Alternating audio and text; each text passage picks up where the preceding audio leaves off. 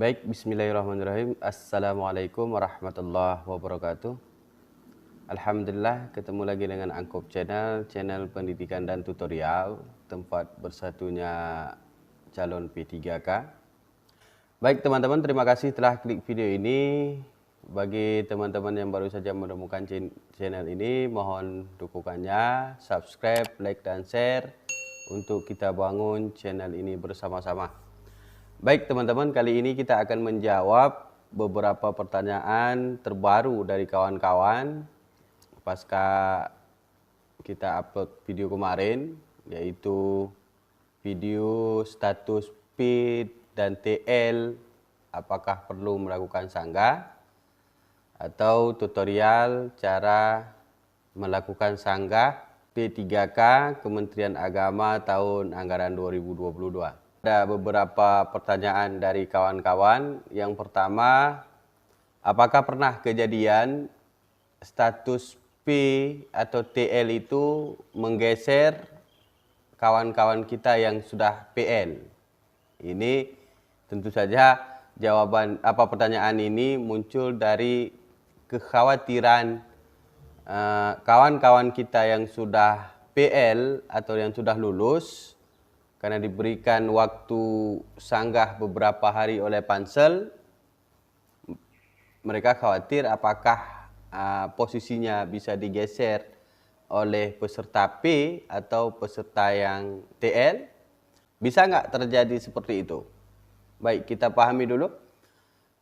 Status P, misalnya formasi yang diminta oleh pemerintah atau oleh Kementerian Agama itu, seperti di formasi guru Al-Quran Hadis itu ada 27 orang. Sedangkan yang peserta yang ikut itu mencapai 463. Dan yang lulus Passinggrade itu mencapai 60-an lebih. Nah, tentu saja selebihnya daripada 27 orang ini mereka berstatus P dan TL. Lalu mungkinkah yang status P dan TL ini menggeser posisi kawan-kawan yang berada di atas yang status PL? Baik, jawabannya begini. Bisa saja terjadi, dan kemungkinan terjadi itu kecil. Contoh begini.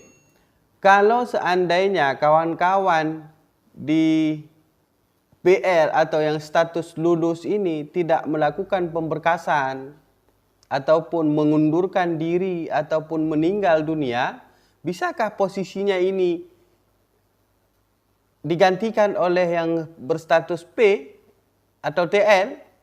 Nah, formasi yang kosong akibat tidak melakukan pemberkasan, tidak mengisi DRH dan lain sebagainya, atau diakibatkan meninggal dunia atau mengundurkan diri dan lain sebagainya, posisinya ini tidak bisa digantikan oleh peserta yang P dan L. Ini tetap akan kosong nantinya.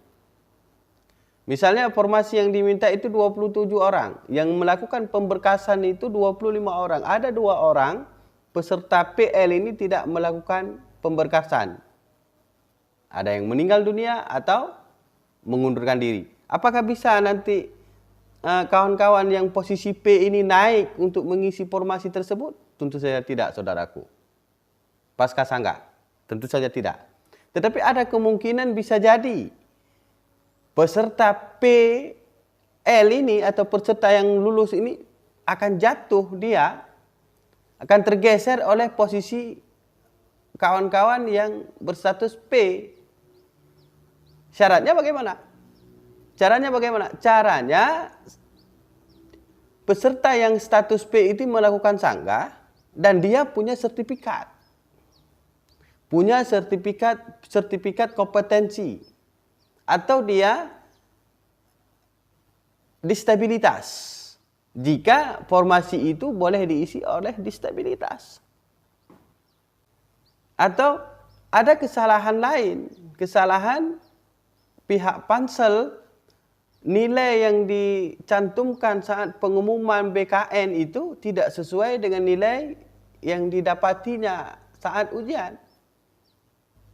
Nilai yang dia didapati saat dia melaksanakan ujian itu lebih tinggi, sedangkan yang diumumkan oleh BKN itu lebih rendah. Boleh di teknis, di nilai manajerial dan sosiokultural, atau di nilai wawancara, atau jumlah nilai. Dia melakukan sanggahan, dia memiliki sertifikat, dan benar sertifikat itu. Dan sanggahannya diterima oleh pihak BKN, oleh pihak Pansel. Lalu, setelah sanggahannya diterima, tentu saja dia akan mendapatkan nilai tambah, kan? Nilai afirmasi. Entah itu afirmasi distabilitas, entah itu afirmasi sertifikasi kompetensi. Nah, setelah ditambah nilainya dengan nilai afirmasi yang didapatkan dari sanggahan ini tadi, ternyata nilainya melebihi nilai kawannya yang berada di PL yang sudah dinyatakan lulus. Otomatis posisi peserta yang PL ini akan tergantikan dengan sendirinya, tergeser oleh peserta yang posisinya P. Nah, jadi teman-teman, lakukanlah sanggah jika kita mempunyai bukti yang akurat. Lalu ada teman-teman juga yang sudah melakukan sanggah tapi dia tidak punya bukti apa-apa. Ada juga yang bertanya kepada saya, bagaimana Pak, saya sudah melakukan sanggah tapi nggak ada bukti. Lalu saya balik bertanya, yang Anda sanggah itu apa? Yang saya sanggah itu, Pak, saya nggak lulus, saya udah mengabdi puluhan tahun tapi saya nggak lulus, saya nggak mendapatkan afirmasi usia dan lain sebagainya. Saya jawab begini, afirmasi usia, afirmasi masa kerja, itu tidak ada di Kementerian Agama. Berbeda dengan Kementerian Pendidikan dan Kebudayaan kemarin. Pada awalnya mereka juga tidak ada afirmasi usia, penambahan usia, nilai afirmasi usia, penambahan nilai afirmasi masa kerja. Pada awalnya tidak ada juga. Lalu setelah terjadi dia gejolak dari bawah, ada yang demo, ada yang high-tech, gugur massal dulu, masih ingat? Setelah ada gejolak dari bawah melakukan demonstrasi kepada pemerintah, lalu mereka keluarlah kebijakan memberikan afirmasi usia, memberikan afirmasi masa kerja. Nah, juga mendapat keringanan penurunan passing grade. Itu yang terjadi. Lalu kita di Kementerian Agama ini belum ada afirmasi penambahan nilai apapun. Baik itu K2, K2.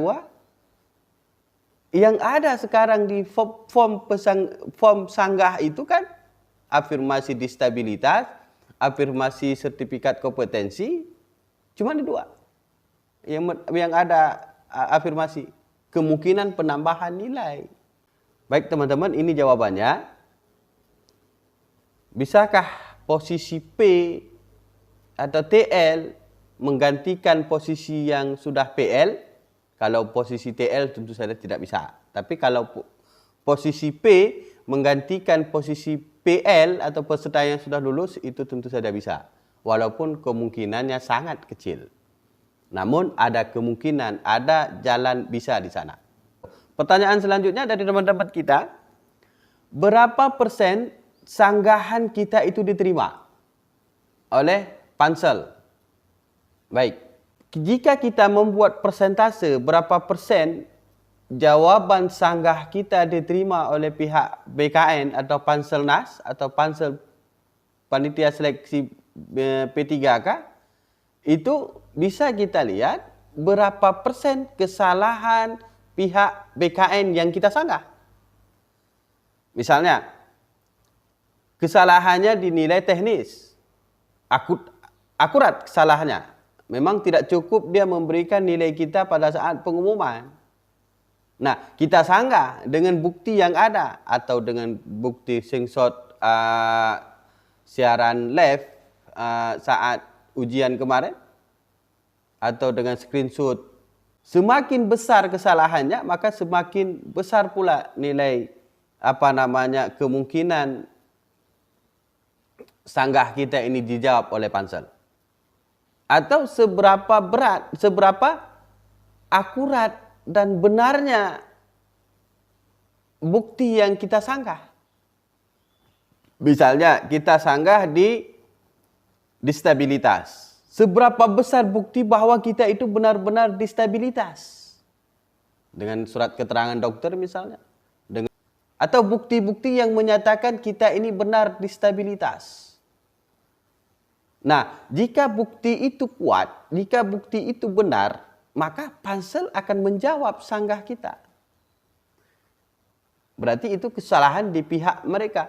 Jadi kalau kesalahan di pihak kita, pansel tidak akan merespon sanggahan kita. Kalau kita buat persentase sebesar berapa persen pansel itu akan menjawab sanggah kita, tentu saja kita melihat berapa persen juga kebenaran sanggah kita yang kita berikan ini.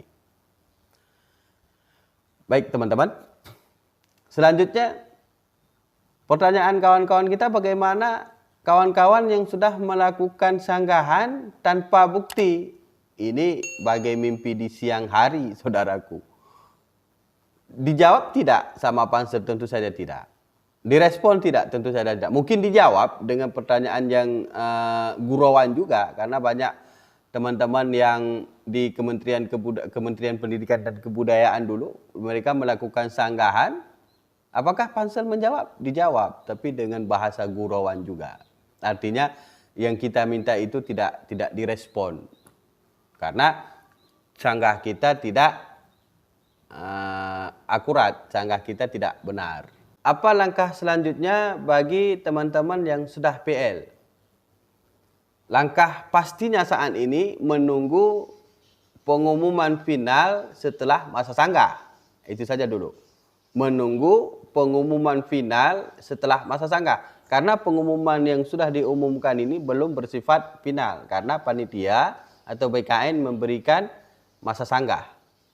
Nah, setelah masa sanggah selesai dan sanggahan telah dijawab semua, barulah pengumuman final. Jika di pengumuman final posisi Anda masih aman, posisi Anda masih di PL dan tetap dinyatakan lulus, tentu saja langkah selanjutnya teman-teman yang dinyatakan lulus adalah melakukan pemberkasan.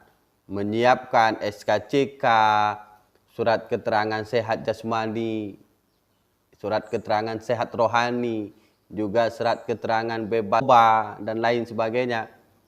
Ijazah asli, SK segala macam, itu disiapkan semua untuk melakukan pemberkasan. Juga mengisi daftar riwayat hidup. Nanti formatnya itu akan diumumkan oleh BKN. Karena lain instansi tentu saja lain formatnya. Kita tidak bisa mencontohkan format-format yang sudah beredar di media-media hari ini tentang format DRH pengisian atau pengisian berkas P3K Kemendikbud. Tentu saja Kementerian Agama nanti kemungkinan akan beda formatnya.